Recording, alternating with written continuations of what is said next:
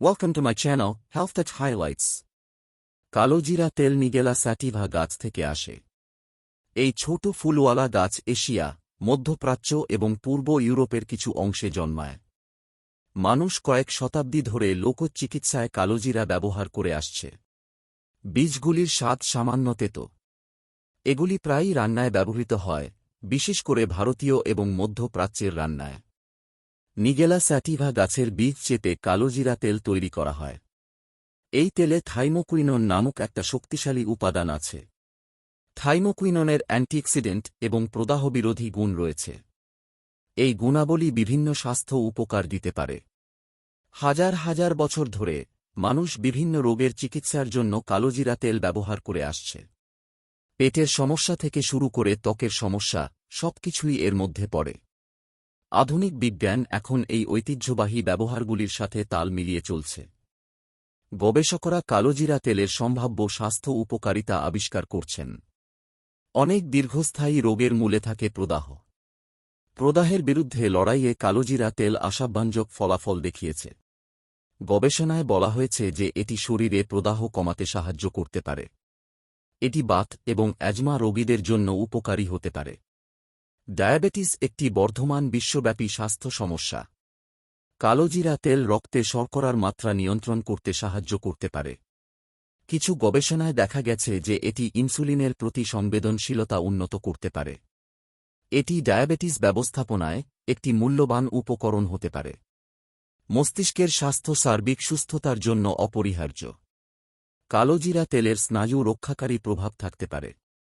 প্রাথমিক গবেষণায় বলা হয়েছে যে এটি মস্তিষ্কের কোষগুলিকে ক্ষতি থেকে রক্ষা করতে সাহায্য করতে পারে।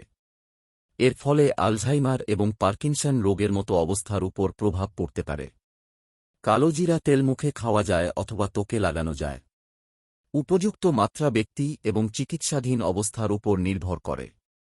সর্বদা কম মাত্রা দিয়ে শুরু করা এবং প্রয়োজন অনুসারে ধীরে ধীরে এটি বৃদ্ধি করা সর্বোত্তম।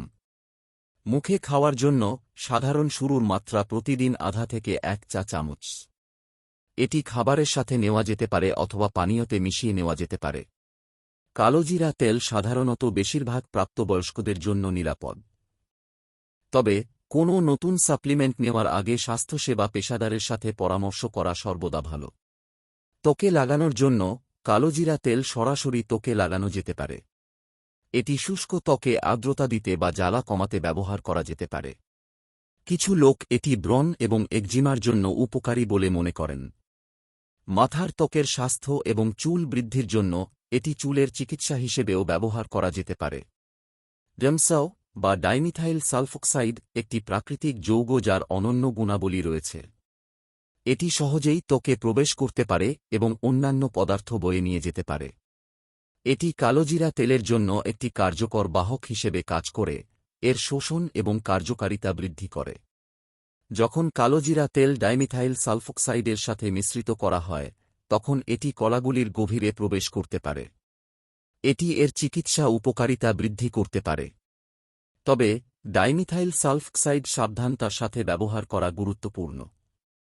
এটি কখনও কখনও ত্বকে জ্বালা বা অ্যালার্জির প্রতিক্রিয়া সৃষ্টি করতে পারে। ডাইমিথাইল সালফোক্সাইডের সাথে কালোজিরা তেল ব্যবহার করার জন্য প্রতিটি পদার্থের অল্প পরিমাণে একসাথে মিশ্রিত করুন।